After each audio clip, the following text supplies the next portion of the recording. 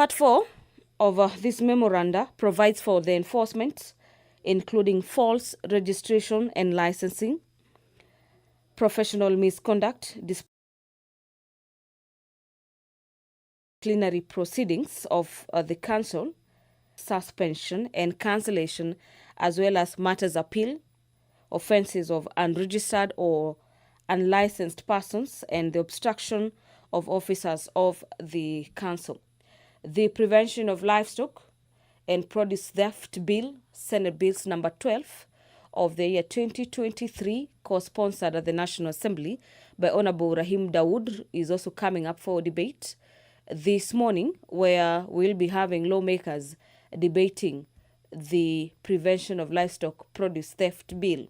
This is a bill that is seeking to curb the theft of livestock in various parts of the country, and it is a bill originating from the Senate, and we have a member co-sponsoring the bill at the National Assembly. The Sexual Offences Amendment Bill, National Assembly Bills number 78 of the year 2023, is also at the second stage of this bill. This bill is by Honorable Doris Donya, and members of the National Assembly this morning will be debating a number of amendments proposed in the Sexual Offences Amendment Bill, being a bill that is seeking to amend the already existing act that seeks to curb and provide punitive measures for sexual offences.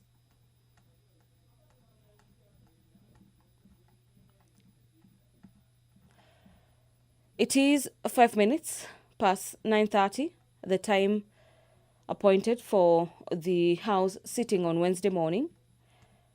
And any moment from now, the Speaker presiding over the business of the National Assembly will be making their way into the chambers this morning to preside over the business of the National Assembly. But let's now have a look at Standing Orders number 44, subsection 2C, where a number of members of the National Assembly will be requesting 4 statements. Given priority under this category is Honorable Gabriel Kagombe, Member of Parliament for Gatundu South, who will this morning be seeking a statement from the Committee on Defense, Intelligence and Foreign Relations. The statement to be requested is in regards to the compensation of ex-service officers of the Kenya Air Force.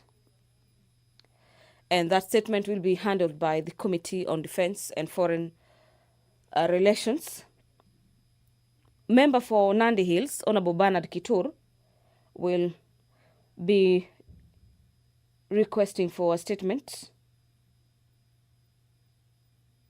And this is pursuant to Standing Orders number 44, subsection 2C, on the operations of the MasterCard and Visa in the country.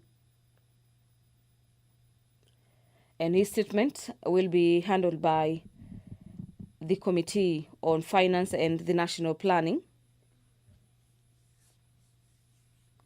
The other request this morning will be coming from Honorable James K. Oyo, the MP for Muhoroni, on the resettlement of community in Koguta, the resettlement of Koguta community in Muhoroni constituency.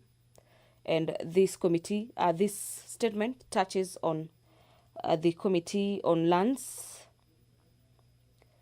and the Committee on Matters Lands will be mandated to have a look at these matters of the resettlement of Kogutu community living in Muhoroni constituency. Honorable Arthur Wario, the Member of Parliament for North Hor, will also be requesting for a statement this morning. His statement is in regards to underutilization of key heritage, ecological and tourism sites in the northern part of the country. And the statement on underutilization of key heritage, ecological, and tourism sites in the northern Kenya will be handled by the Committee on Tourism and Wildlife. In this statement, the Member of Parliament for North Hall will be seeking to have the committee look into the issues of underutilization of some of the tourism attraction sites in the northern parts of the country.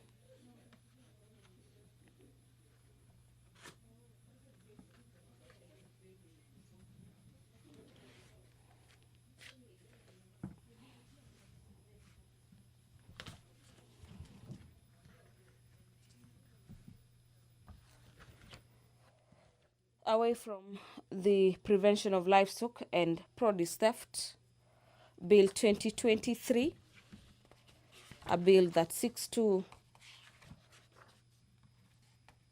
curb the theft of livestock in the country. The National Assembly will be debating and considering the bill by Honorable Member for Suba, Honorable Millie Odhiambo, on the Assisted Reproductive Technology Bill 2022. Let's now have a look at the provisions of this bill by Honorable Millie. And the principal object of the Assisted Reproductive Technology Bill 2022 is to provide for the regulation of assisted reproductive technology to prohibit certain practices in connection with the assisted reproductive technology, to establish an assisted reproductive technology directorate, and to make the provisions in relation to child born of assisted reproductive technology processes and matters connected thereto to the assisted reproductive technology. The bill provides for the Assisted Reproductive Technology Directorate, including the functions of the directorate, the obligations of the national government, the obligations of the county governments, the composition of the directorate, and the experts and consultants. Part 3 of the bill, being clause 11 all the way to clause 19 of the bill, is providing for matters regulating prohibited activities, including the use of embryos, consent of parties without consent,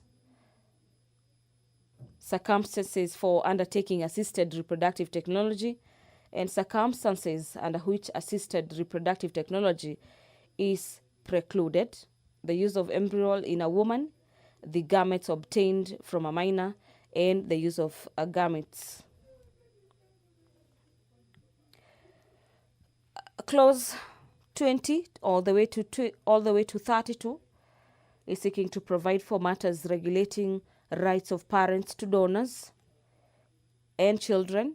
This includes the use of sperm after the death of a man, the right to assisted reproductive technology, the rights to assisted reproductive technology service, the duties of the assisted reproductive technology expert, parties to a marriage, the rights that accrue to a child,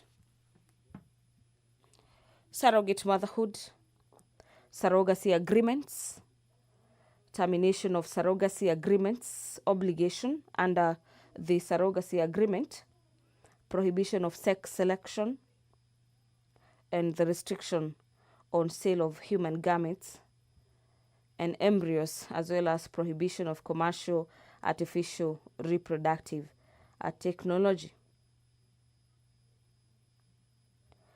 The bill is also seeking to provide for matters access to information, including assisted reproductive technology register, provision of information by the directorate, minor not to be given information from the directorate, and the restriction on the disclosure of information. The bill is also seeking to regulate licensing. This includes the requirement for a license, application for a license, inspection of the premises before a license is issued, and the general conditions for licensing for storage of garments, the grant of licenses, and the responsibilities of a supervisor, as well as the revocation of a license and application to the Cabinet Secretary for review, appeal to the High Court, and the temporary suspension of the license. On your screens, you can see members of the National Assembly speaking in low tones or consulting among themselves at exactly 15 minutes past the appointed time of the business of the National Assembly.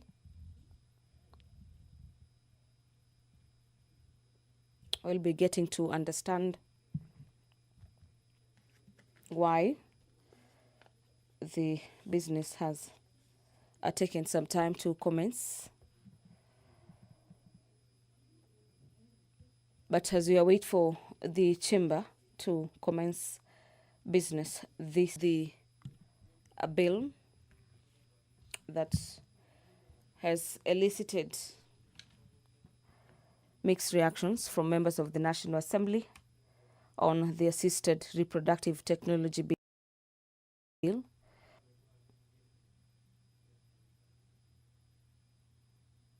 That seeks to regulate the assisted reproductive sector in the country through the introduction of the Assisted Reproductive Technology Bill of the year 2022, that upon the passage of the motion number 8 on the order paper this morning, the House will be proceeding to consider the Assisted Reproductive Technology Bill, National Assembly Bills number 61 of the year 2022. Some of the clauses that had not been considered by the committee, as the member for Homa Bay Town was not present during the time when the House was considering some of the clauses. They had to push forward for the consideration of his clauses. So upon the passage of the motion on the report of the Committee of the Whole House on its consideration of the Assisted Reproductive Technology Bill, National Assembly Bills number 61 of the year 2022, and order number 9, which is the Committee of the Whole, where the House will be considering the bill, the clauses proposed by Honourable Member for Homa Bay Town will be considered under motion under order number 9 on the Committee of the Whole on the Assisted Reproductive Technology Bill. The allocation of help funds to support students enrolled at the Kenya Medical Training College is a motion by Honorable Abdi Shurie this morning, motion number 2 of the year 2025, that aware that Article 95, subsection 2 of the Constitution provides that the National Assembly deliberates on and resolves issues of concern to the people, and further aware that the Higher Education Loans Board (HELB) is mandated to provide financial support to Kenyans pursuing higher education through loans, bursaries, scholarships, and noting that students enrolled at the Kenya Medical Training College KMTC currently total approximately 70,000 students, with 30,000 of these having joined the institution in the year 2024. The Member of Parliament from Balambala is concerned that 40% of KMTC students' population require financial support, similar to that offered to students in other tertiary institutions such as the technical training institutions in the country, but are excluded from receiving HELB support. And appreciating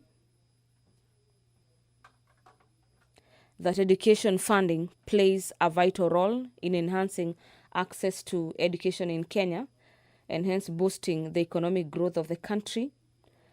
The member is seeking to have the National Assembly have the government, through the Ministry of Education, facilitate the issuance of HELB loans to students at the Kenya Medical Training College. And if no funds are appropriated for the exercise, approval is hereby granted for the National Treasury to release funds amounting to not less than 1.5 billion shillings to the Higher Education Loans Board. This is pursuant to Article 223 of the Constitution for loans to KMTC students, and that such release be regulated through the third Supplementary Estimates 3 for the financial year 2024-2025. Our dear viewers, Article 223 of the Constitution allows the Treasury as well as the Executive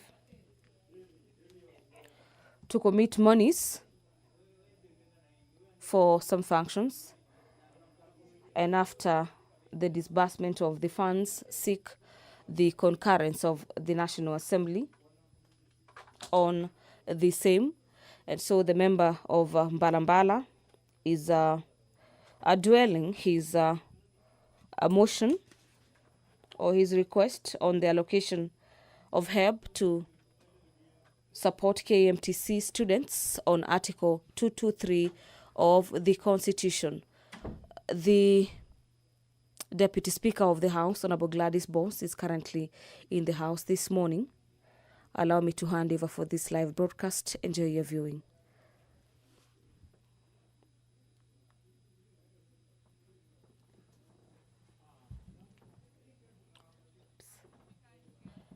The Speaker of the National Assembly, Honorable Dr. Moses Wetangula, will be presiding over the business of the National Assembly. You can see him on your screens ready, and the members are all upstanding, meaning the business of the National Assembly will be commencing now. Allow me to hand you over for this live broadcast. Enjoy your viewing. Tuombe. Ewe Mwenyezi Mungu ambaye kwa hekima na wema wako umetoa nyadhifa za viongozi na mabunge kwa ustawi wa jamii na utawala wa haki wa wanadamu, tukusihi utazame kwa neema nyingi sisi watumishi wako ambao umeridhika kutuita tutekeleze shughuli muhimu za jamhuri yetu. Tunakuomba uteremshie baraka zako sisi tuliokutanika hapa, na utujalie tuyatende na kufikiria mambo yote yatakayofikishwa mbele yetu kwa njia ya haki na uaminifu, ili utukufu na sifa zako siendelezwe, na ili kustawisha amani, ufanisi na heri ya nchi yetu na wale ambao haja zao umezikabidhi mikononi mwetu. Amen.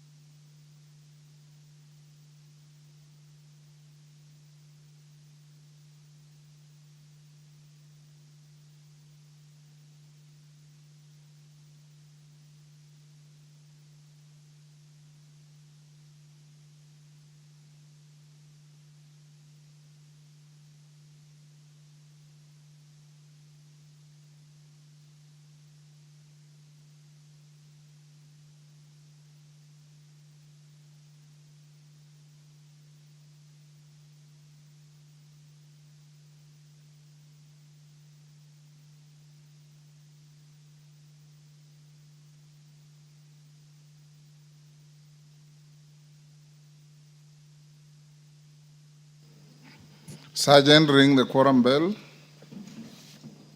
Whips, get your members in.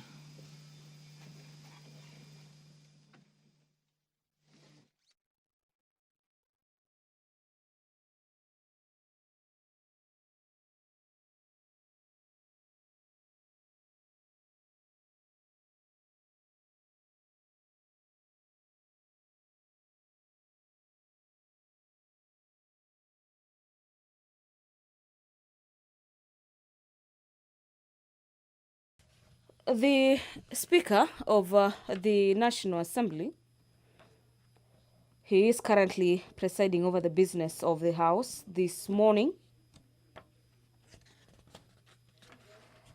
And upon the commencement of business this morning, we have the Quorum bell on ring mode as per the directives by the Speaker. And this directive is coming from the Standing Orders number 34, subsection 1, that guides the House upon the commencement of business on matters quorum. As at this juncture, the House is not properly quorated, and we have that directive by Speaker Moses Wetangula that the Sergeant at Arms ring the quorum bell for 10 minutes for members of the National Assembly within the presence of Parliament to make their way into the chambers this morning.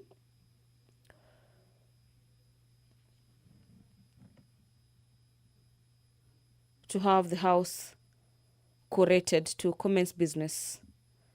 In regards to the standing orders of the National Assembly, we need at least 50 members of Parliament to be in the chambers this morning for the House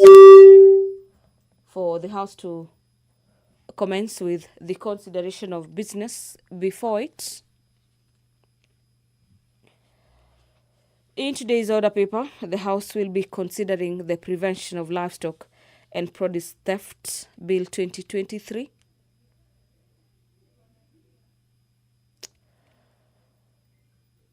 And the Productive and the Prevention of Livestock and Produce Theft is an act of Parliament seeking to provide for a legal framework for the identification of livestock, the movement of livestock and the prevention of livestock theft, and the regulation of trade of livestock, the return of illegally acquired livestock and firearms, and for the connected purposes.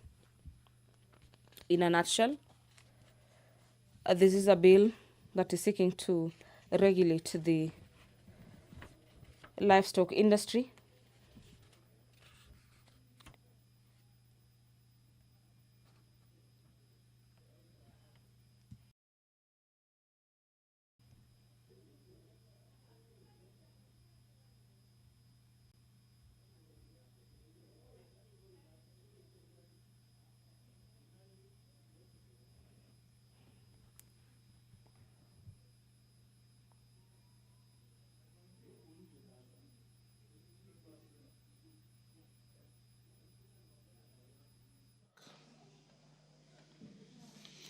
Order number 1, administration of oath. Order number 2, communication from the chair. Order, members. Take your seats, Osoro.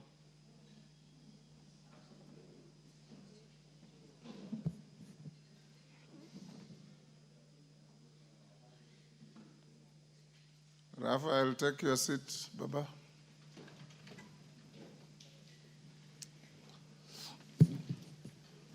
Honorable members, welcome to this morning's sitting. I've just come from ascending to 8 bills passed by this House. Congratulations to all of you who participated. It is the highest number of bills ever ascended together, including private members' bills by Owen Bayer, Roita Obo, Waithaka, and others. That's very good. I'll invoke my authority understanding order number 1 and direct as follows: that the sitting of the House this morning is adjourned. We will have a sitting at 2:30 this afternoon, where the Speaker will give you some important communication. For now, the House stands adjourned and you will all be upstanding.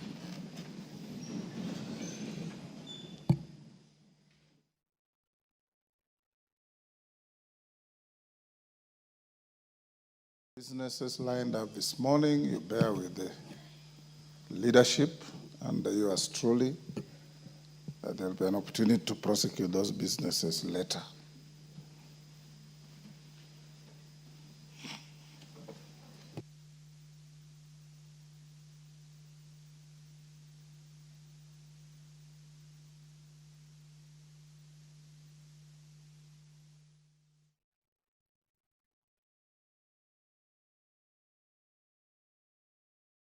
Well, that marks the end of this morning's sitting that has had the Speaker of the National Assembly, Honorable Dr.